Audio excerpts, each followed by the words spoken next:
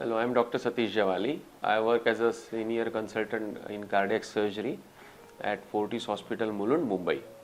So I'm going to talk about the valve surgeries और valve related operations in adult population, यानी बच्चों में नहीं बट बड़े लोगों में जो valve के प्रॉब्लम आते हैं उसमें क्या क्या ऑपरेशंस है और कम लोग कर सकते हैं। तो बेसिकली हार्ट में 4 वैल्व रहते हैं, मगर most of the time left side के जो वैल्व रहते हैं माइट्रल एंड एओर्टिक, उनमें चेंज करने की या रिपेयर करने की ज़रूरत पड़ सकती है। एक पॉपुलेशन जो है जो बेसिकली पहले ज़्यादा था 20-30 साल पहले, जो रूमेटिक हार्ट डिसीज़ और rheumatic heart disease fever related valve operations में इंक्लूड होता है।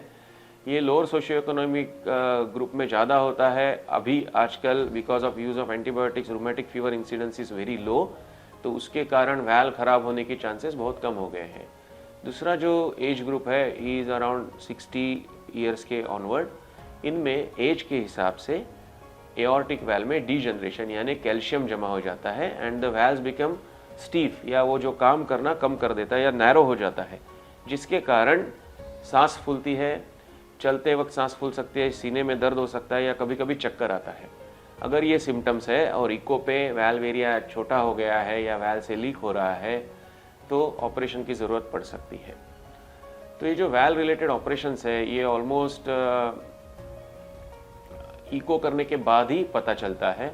अगर हम लोग 40 साल के ऊपर के किसी भी पेशेंट का वैल्व ऑपरेशन कर रहे हैं तो हम लोग एंजियोग्राफी करना ज़रूरी समझते हैं, क्योंकि उसमें अगर कुछ ब्लॉकेज निकलेंगे तो बाईपास सर्जरी की ज़रूरत पड़ सकती है additional to the valve operation. कुछ वैल्व में रिपेयर कर सकते हैं, उसमें नॉर्मल जो वैल्व है वो प्रिजर्व करके उसके बाजू में रिंग डाल के उसको रिपेयर बोलते हैं। और कुछ वैल्व में इतने ख़राब रहते हैं कि मोस्ट ऑफ द वैल्व यानी 90% of the valve requires valve replacement, यानी जो ख़राब हुआ हुआ वैल्व है वो निकाल के उसको रिप्लेस किया जाता है। तो ये रिप्लेसमेंट के लिए वैल्व जो यूज़ होते हैं वो 2 टाइप के आते हैं। एक आता है मैकेनिकल या मेटालिक, जिसमें रिंग मेटल की रहती है और जो झड़पें रहती है अंदर की, ये जो लीफलेट्स रहती है they are made of pyrolated carbon. And दूसरा जो वैल्व रहता है वो टिश्यू वैल्व रहता है। Those are made from the one pig tissue या pig valve one, and second is bovine. Bovine means जो कैटल रहते हैं उनके हार्ट पे जो कवरिंग रहता है उससे 3 झड़पे बना के वो हाथ से स्यू करके वैल्व बनाया जाता है। सो मेटालिक वैल्व का एडवांटेज ये है कि ये लॉन्ग लास्टिंग है, ये चलता है 25-30 साल तक, मगर वो अच्छा चलने के लिए खून पतला करने की वॉरफेरिन नामक गोली लेनी पड़ती है। ये गोली का थोड़ा डिसएडवांटेज ये है कि उसका लेवल चेक करते रहना पड़ता है।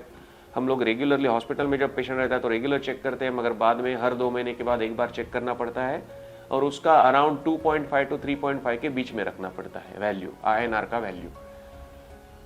इसके साथ अगर 2.5 के नीचे रहा तो वैल्व ब्लॉक हो सकता है, 3.5 के ऊपर रहा तो खून ज़्यादा पतला होता है, थोड़ा ब्लीडिंग होने का, मसूड़ों से ब्लीडिंग होने का, खांसी से खून निकलने का, थोड़ा जॉइंट्स में खून बहने का, दिमाग में थोड़ा ब्लीडिंग होने का चांसेस वेरी लेस बट रहता है। तो थोड़ा लाइफस्टाइल चेंजेस करना पड़ता है। उसके साथ आप हरी पत्ते की सब्जी या ग्रीन लीफी वेजिटेबल नहीं खा सकते। तो ये लाइफ टाइम के लिए है, वंस एक बार वैल्व डालने के बाद, तो इसके साथ थोड़ा लाइफस्टाइल चेंज करना पड़ता है।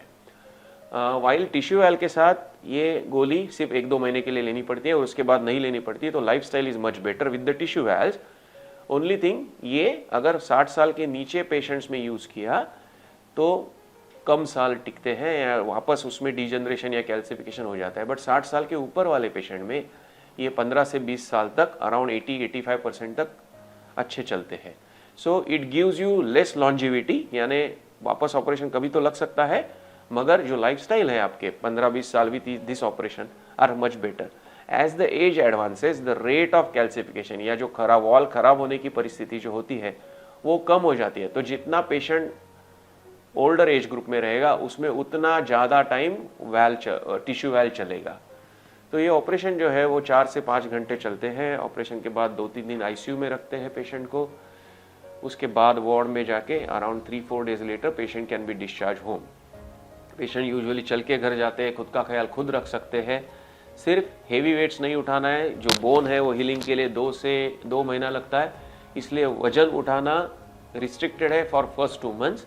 एंड अगर मेटालिक वैल्व है या फर्स्ट 2 मंथ्स के लिए even in tissue valve warfarin पे हो तो ग्रीन लीफी वेजिटेबल खाना बंद करना पड़ेगा। तो वैल्व के बारे में कैसा है, there are different types of valves available, उनकी कॉस्ट अलग अलग है, उनकी लॉन्जेविटी अलग अलग है। तो इसके लिए इन्फॉर्मेशन के लिए आपको एक्चुअली आपके डॉक्टर से ही कंसल्ट करना पड़ेगा कि कौन सा वाल्व कौन से इसमें इस्तेमाल करना ज़्यादा ज़रूरी है।